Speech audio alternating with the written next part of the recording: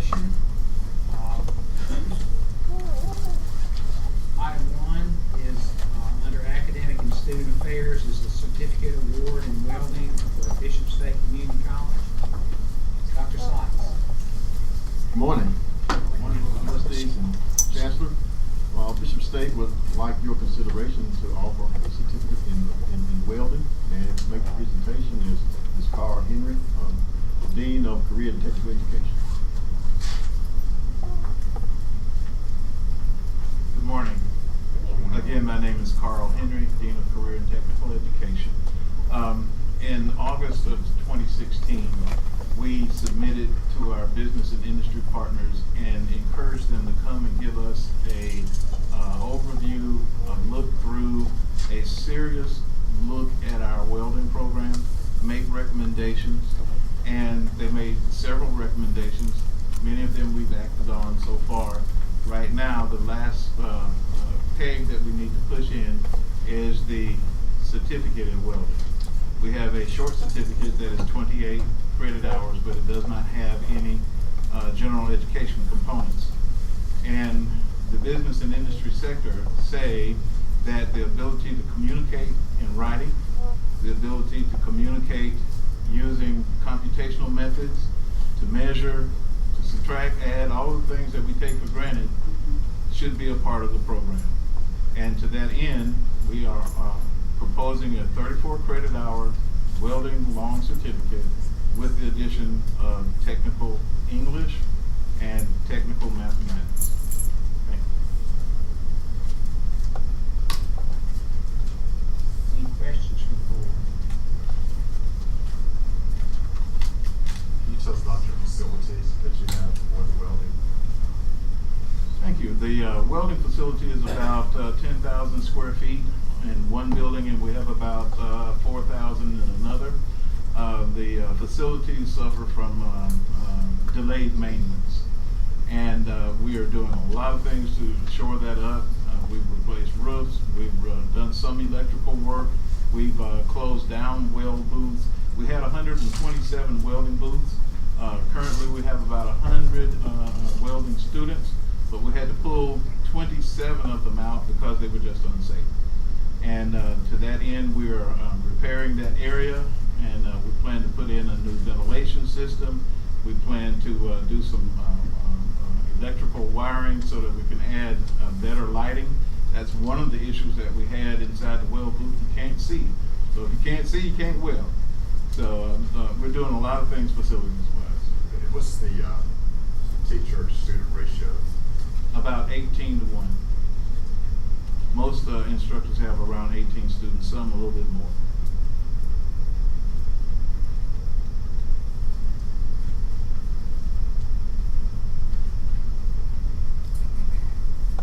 Any other questions from the board? Thank you. I appreciate how y'all are seeking out what the business and industry needs there in the Mobile community, and just look forward to a lot of great things going forward. Thank you so much. Item 2, proposal for an associate in applied science and diagnostic medical sonography at Gadsden State Community College.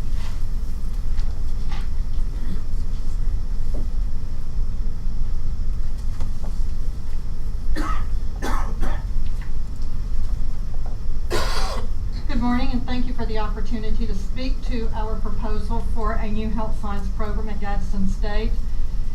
As you are probably aware, the health industry in Northeast Alabama is one of the largest industries that we have. We interact very frequently with our healthcare agencies and providers, and have several fairly large regional medical centers there who have all supported this proposal. Dr. Deborah Curry, our health science dean, has worked diligently on this proposal, and working with her is Ms. Kathy Mathis, who is here to speak specifically to the proposal. She is the director of our Title III program, and we are using some Title III funds for this program if approved. Kathy? Good morning. As many of you may know, the healthcare field is one of our biggest and booming fields. DMS, or Diagnostic Medical Sonography, is actually in the top 5 fastest growing occupations in the state of Alabama. by the year 2024, there will be a need for 1,470 diagnostic medical sonographers. Right now, we have about 1,150. When we were looking at the need for this program, we surveyed students in our Freshman Focus, which is our orientation program, just to kind of see if that was something they would be interested in. We got about 27 surveys back. 22 of those students showed interest. But we wanted to do a little bit more, so we also surveyed biology students in Biology 201 at our college. We sent out about 256 surveys and we got 107 back. Of those surveys, 70% of students supported the DMS program and 44% of students were interested in enrolling. Before I became a Title III director, I was actually a career coach in area high schools. I think I worked in maybe 20 different high schools and middle schools. And so I was able to see firsthand how many students are actually interested in the program.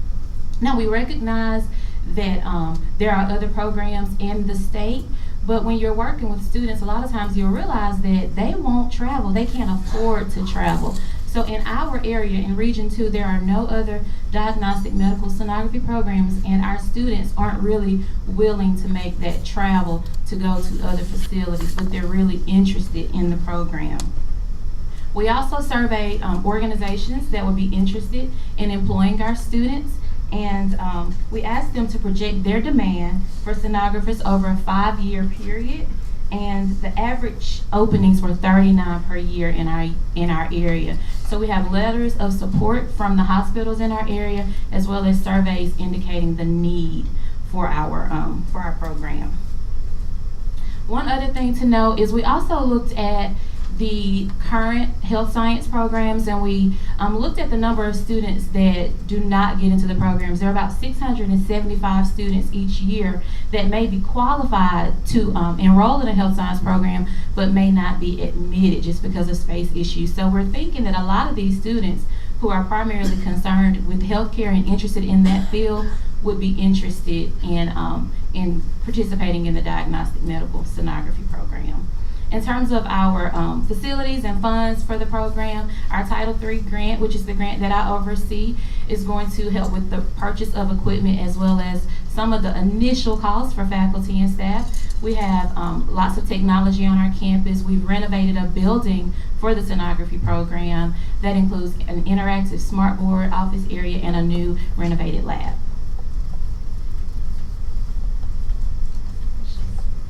Nice question. Is Title III funded, is that a consistent funded? Is it consistent over? We've had the Title III grant since 1998. It's been pretty consistent. We've actually, in the last, I think it was maybe 8 years ago, we got the SAFRA supplemental grant to go with that. So it's been pretty consistent since 1998. How long does it take for you to achieve your certification? For the accreditation, I think it's about anywhere from 9 to 18 months, just depending on how far along you get with the program. Any other questions or comments from the board? Thank you very much. I'm sorry. Not on this, a general comment. Chancellor, is somebody working with the career centers, the local career centers, to make sure they know where we're going and trying to go to and where there's openings and not openings? Well, We need to make sure we bring them up to speed too. I would say that the contact there is significantly around the state. Generally, overall, probably very loose.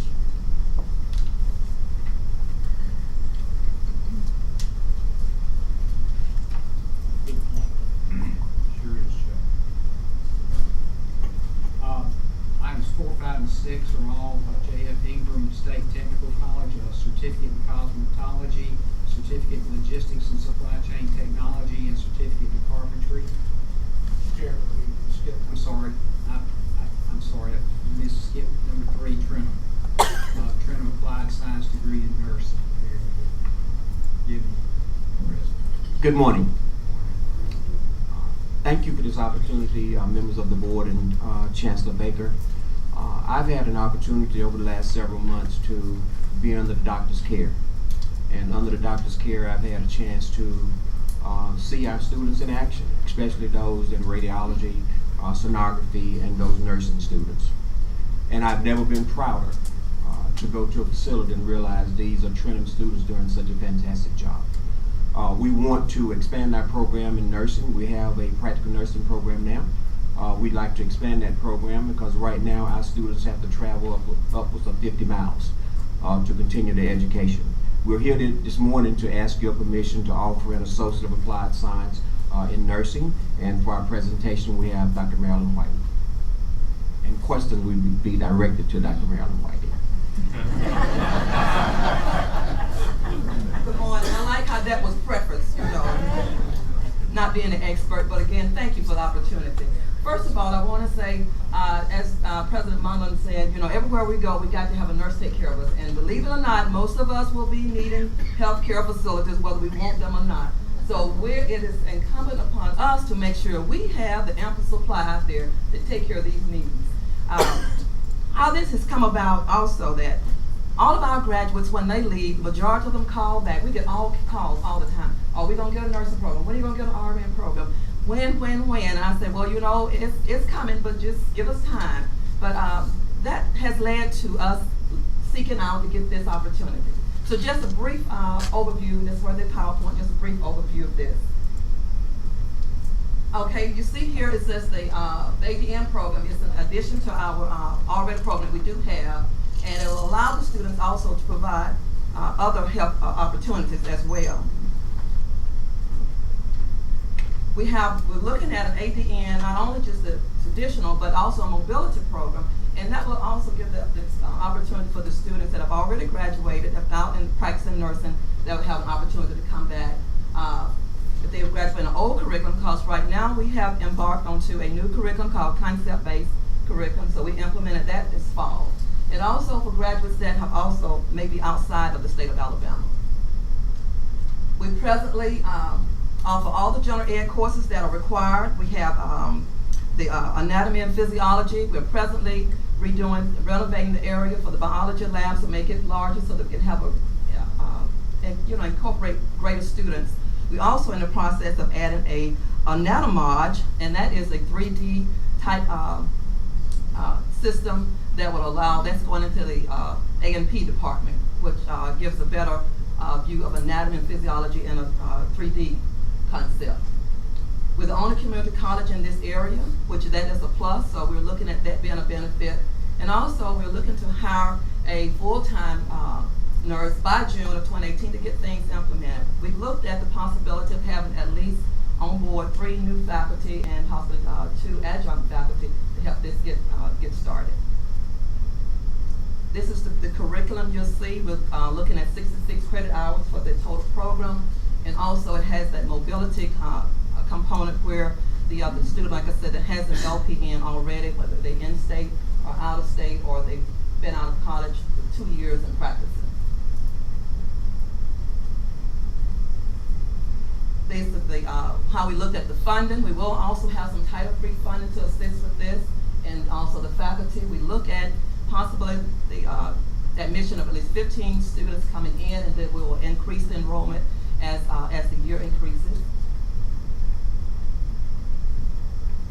And this is just a couple shots of some of the areas we have. One of our labs in simulation and the computer lab is where we do all of our computer. We have new computers, new setup in there, new chairs and things that we've got through this year to increase that. And we're just excited about it. We want you all to be excited too. I did talk with Baptist recently. We have the support of the Baptist Health System, and there we have Baptist East, South, Prattville. We have also the support of some of the nursing homes, looking at Health South, Rehabilitation Center. I talked with Baptist just yesterday, and I said, well, how many openings do you still have? They say, on any given day, we have anywhere from about 110 or 115 openings for RNs.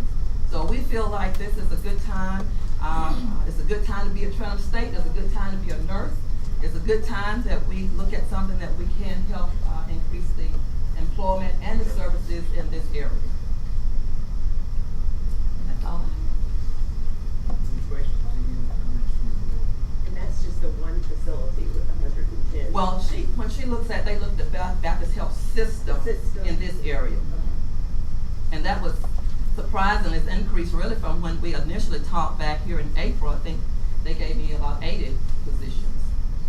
And you do know we're having baby boomers are retiring, so you know we've got the replacement on that end.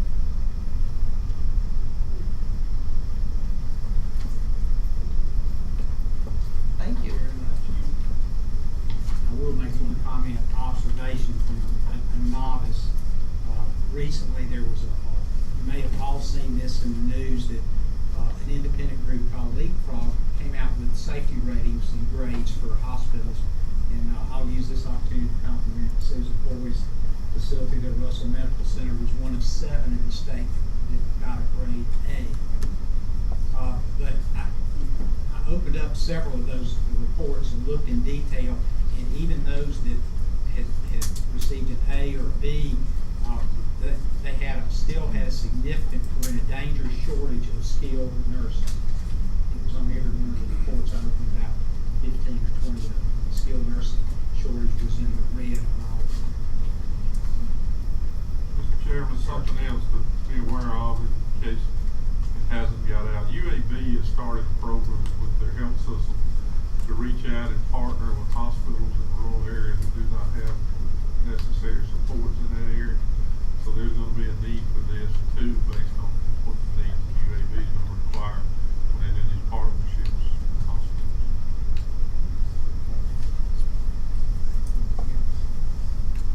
Okay, now, items 4, 5, and 6 are J.F. Ingram State Technical College, a request for certificate in cosmetology, logistics and supply chain technology, and certificate in carpentry. Ladies and gentlemen of the board, good morning.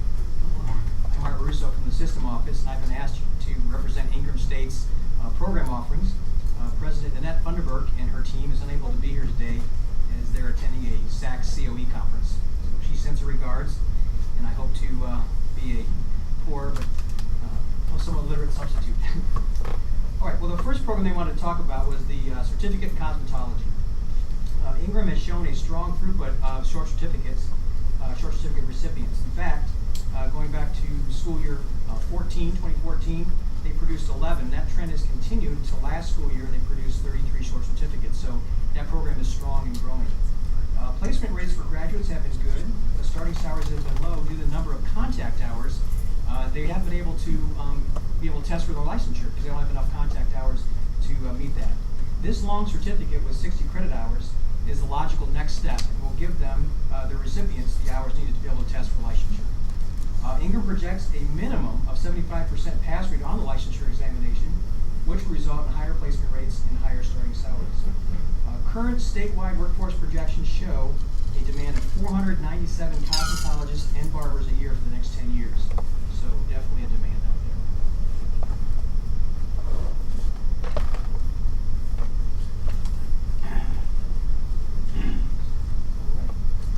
there. Next is their long certificate in logistics and supply chain technology. Logistics is a fast-growing set of occupations, and I'll explain that here in a minute, with future demand projected to continue to increase significantly.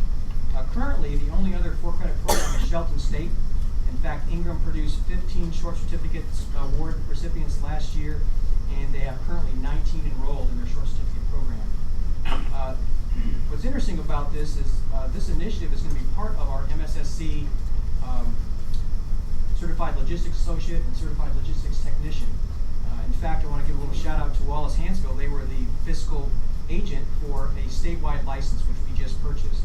And so you're going to see a lot more of these programs popping up. But they're going to be able to offer both the CLA and the CLT there at Tutwiler. Ingram projects a minimum of 70% of its award recipients will attain at least one MSSC credential, and 50% will attain both. Now, I asked them where they got those numbers, and frankly, right now there really isn't a scientific way to arrive at that, but given their past experience with prisoners and education levels, they feel pretty strongly that this is a number they can reach. Current statewide workforce projections show a demand of 3,505 logistic technicians a year for the next 10 years, earning an average of $24,800. I say that because there's 5 different career fields that are encompassed by this one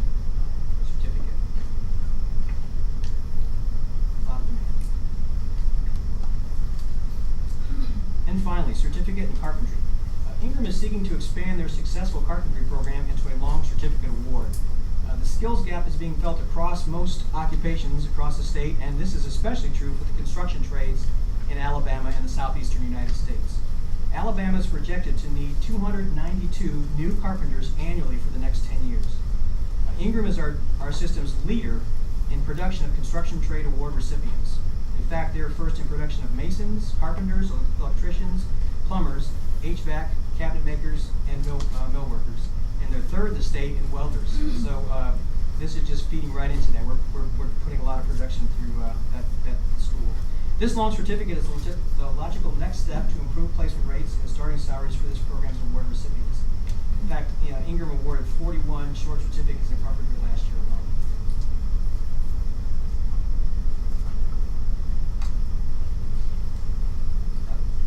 That's it. I just added a personal note. Back on 12 August, Barry May took a small group from the system office. We got a chance to look at some of their programs and look at some of their ideas for new programs. And I just have to say, we're incredibly inspired by the other colleges and their service-oriented mindset and what they're doing for their communities. But I'm just telling you, there's a ministry mindset there at Ingram. They're doing some great work, and it's more than just vocational. It's mentoring. It's really changing lives, and I think we do that across our whole system. But there's something just different about Ingram, and I got to tell you, it's hard not to be inspired leaving that campus. That's great to hear. Thank you for sharing that with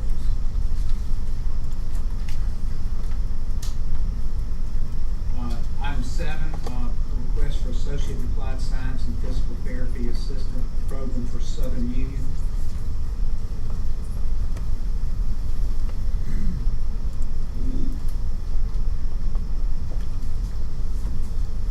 Mr. Chairman, members of the board, since I arrived at Southern Union Community College last Wednesday, I've discovered a number of things, among which we have a very strong health science program there. Tremendous facilities. I can't tell you how impressed I've been with those facilities. Good faculty members, good resources, and this proposed program in physical therapy assistant will be a very good fit there. It'll complement our other health sciences programs quite well. And I have had a chance to review the proposal a little bit. I had nothing to do with producing it, of course, but it seems that we have adequate evidence of student demand and employability, resources required to have a quality program. And I will ask Rhonda Davis, our Dean of Health Sciences, and Dr. Linda North, our Academic Dean, to tell you a little about the program, answer any questions you may have. Thank you. Good morning. Yes, at our very first meeting with Dr. Blow last week for our council meeting, I got the opportunity to tell him, and by the way, we're presenting an application next week at the work session, and he just nodded, so he was just, okay, he's going to be flexible, you know, so that's kind of what we need around our campus, I think, a lot of times. But I do appreciate this opportunity to speak to you guys about the physical therapy assistant program, and I have to give the credit, Dr. Linda North, I will tell you, she actually submitted the first ISPA 5 years ago for Southern Union, and for this program. But it was something that we just really didn't get the opportunity at that time to pursue. And demand has just, I mean, we get calls all the time, and I really appreciate the Trentham State laying the groundwork for healthcare, and also Gadsden State. I feel like you've certainly heard the urgency in their proposals for healthcare careers. So I don't have to give you that background, but the physical therapy assistant program is one that we get so many calls for. And you know, when are we going to start it? When are we going to start it? Because it's kind of been, I guess, rumored around for years since they knew we had been trying to get this program.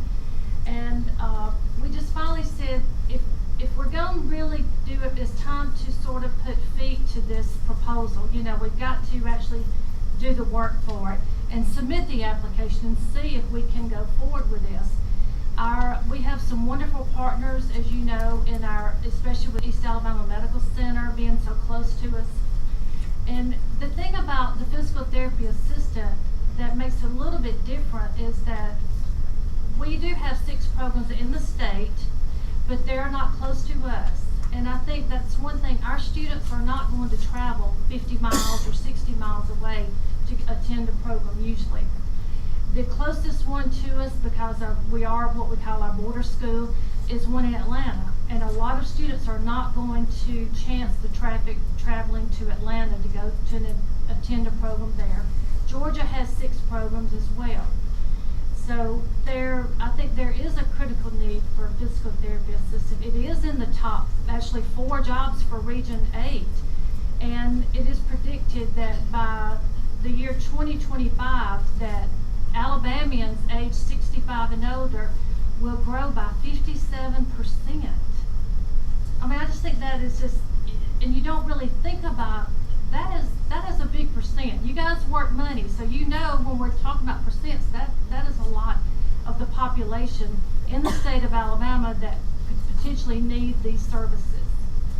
When you look at the state maps too, Alabama is like the 3rd state to need that particular job as well, as far as the hiring. So we're certainly not worried at all about our grads getting jobs. They are already waiting out there. And I know at Miss Foy's hospital, I do not think she has an opening right now for a PTA. But yesterday, just doing a job search, just within 30 miles of Opelika, there were like over a dozen PTA jobs currently right now that are going unfilled.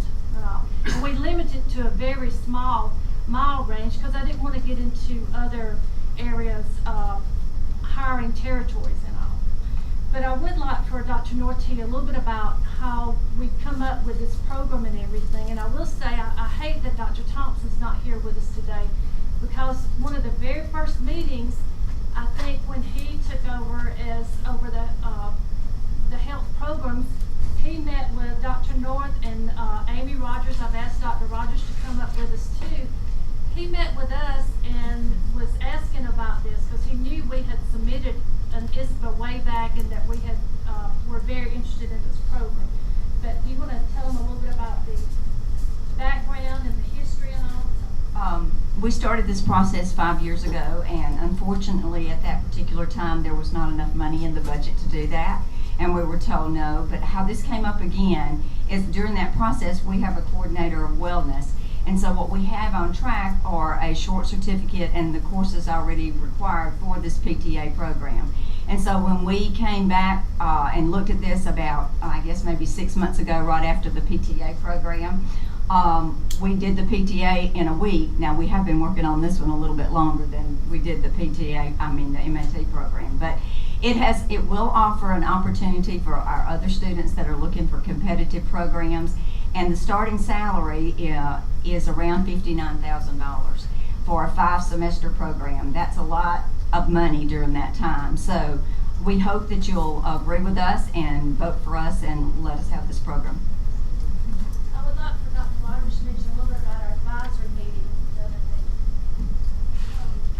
Each year we have our advisory meeting. Trip Garner is the director of rehab works at EAMC, and he has attended every single year. We actually have him on as faculty in our health and wellness department, and they are super excited about this, and they have graciously, said that we could use their facilities in order to help get this going, and that's a huge thing.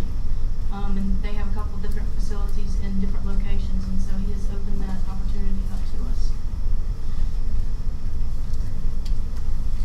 I think it's fabulous from our standpoint, and I've had 2 knee surgeries, so I know you work with the PTAs, you don't necessarily work with the physical therapists. They write the scripts, and then the people that are hands-on folks with rehab facilities are the PTAs. And, we may not have something up there now, but we will soon. And Calaveras County, which is your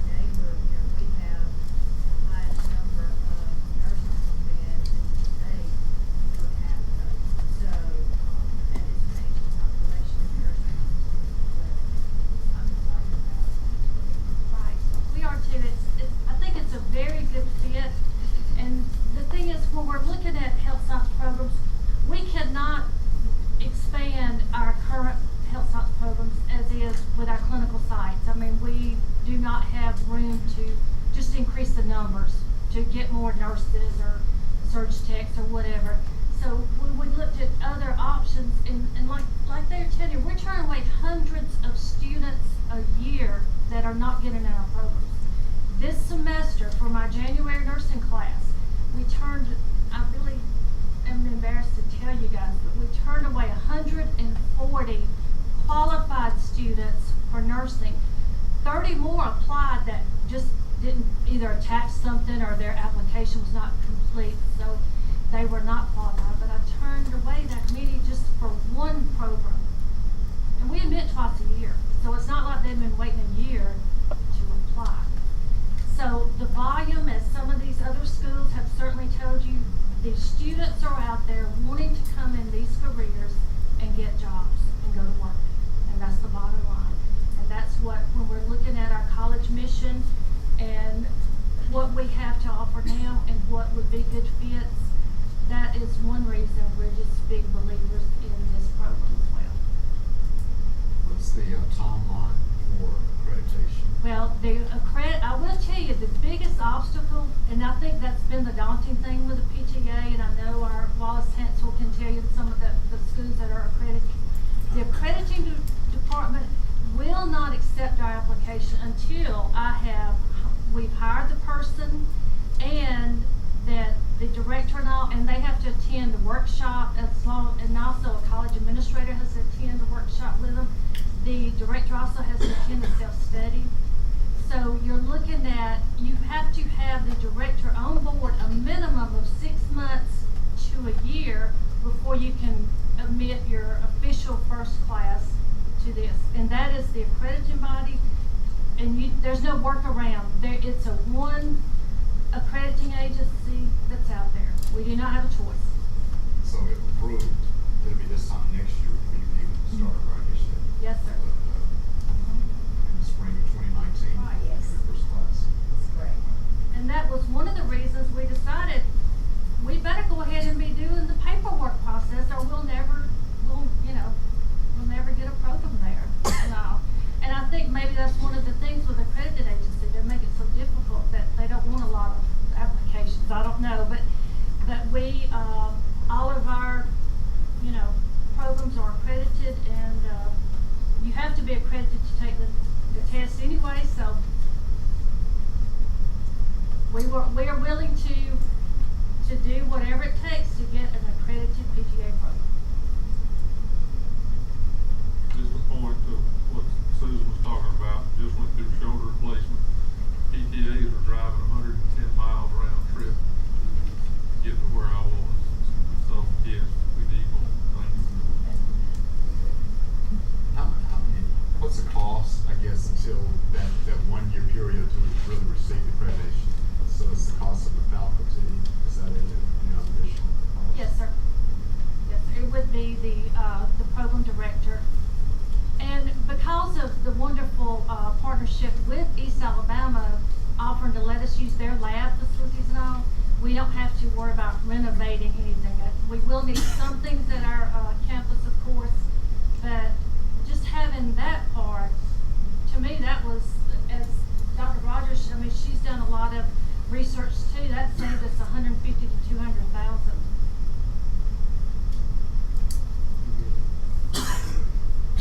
Anything else from you? Thank you. Appreciate your presentation. Very good. Item 8, we have a proposed policy 608.3.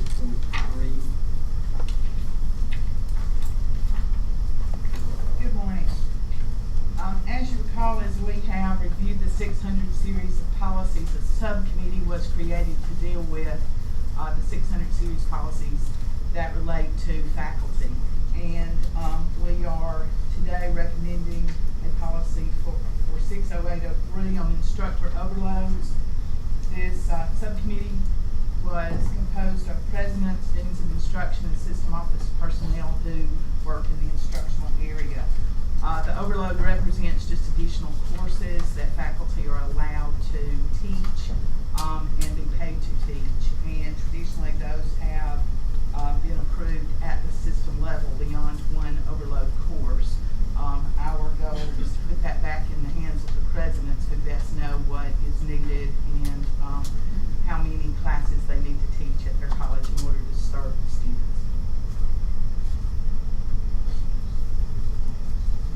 Ron, do you have anything to add? All in favor of reducing the bureaucracy? Thank you, sir. All right, thank you. Anything else? Next two items relate to Marion Military Institute. Item 9 is the recommendation of new trustees and advisory members. 10 is naming. Any discussion on that? Mr. Bryant. Members of the Board of Trustees, by statute, appointment to the Marion Military Institute Board of Trustees and Advisors requires approval by the Board of Trustees on recommendation of the Chancellor. The Board of Trustees and Advisors have recommended two individuals, Mr. James Davidson and Ms. Eleanor Cheney, to be the new members of the Board of Trustees and Advisors of Marion Military Institute. Their biographical data is included in the action item that's been provided to you, along with their relationship with the college. If there are any questions, Colonel Mollahan is here. They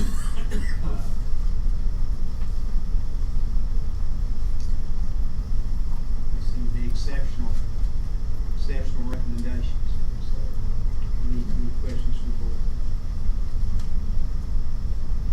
We'll move then to the next action item, which is the request of Marion Military Institute to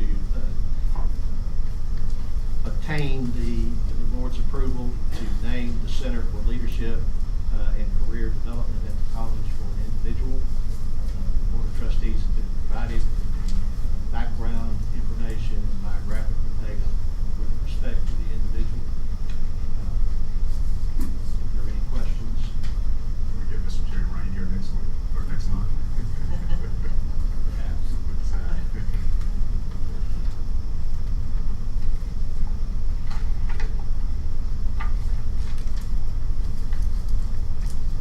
Guess we'll move on to item 12. I'm sorry, 11. We got disseminated proposed board meeting work session scheduled for 2018. I think all the feedback's been positive. Please speak up if you have any significant conflicts, and assume it's been coordinated well with the Chancellor's office to avoid conflict with any conferences. Anyway. We should show the work session topic one. Right, I think there's been positive, very positive feedback having the work session at 10:45 or 11. And so, I'm certainly open to that, and if anybody is opposed to it, please speak up. And as long as this works fine for staff too, staff's been exceptional in their support of the board meetings. I think we can take that to next month's meeting at 10:45.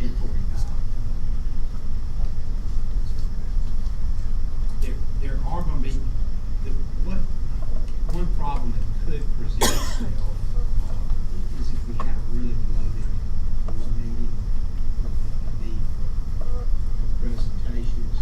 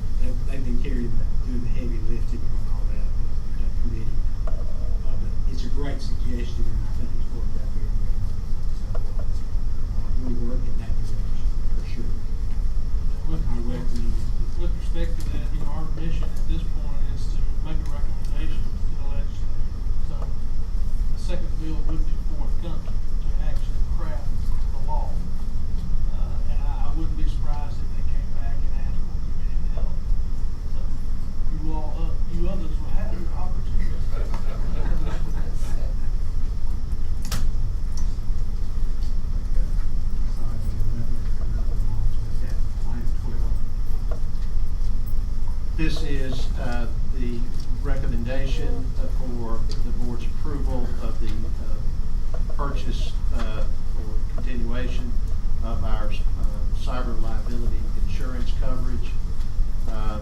The premium amount quote that we received for the continuation of this coverage is a 0% increase over last year.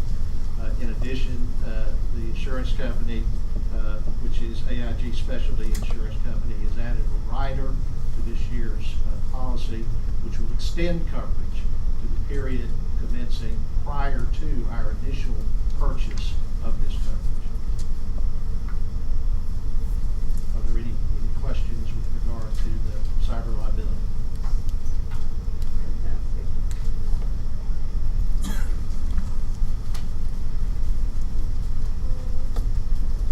Item 13.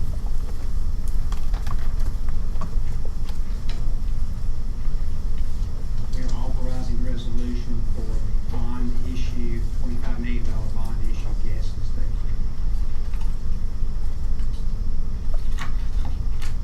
Pretty much formality. Anything on that one you can, Mr. Bond? No, sir. Chuck, you had something? Yeah, Chancellor, Chancellor, Chairman, I'd like for the system to look at a uniform system policy of how to bring CTE instructors into the system. Some, for example, welder, 900 pounds, certified on pressure vessels, needs an associate degree. So how do we hire people like that? Diesel mechanics,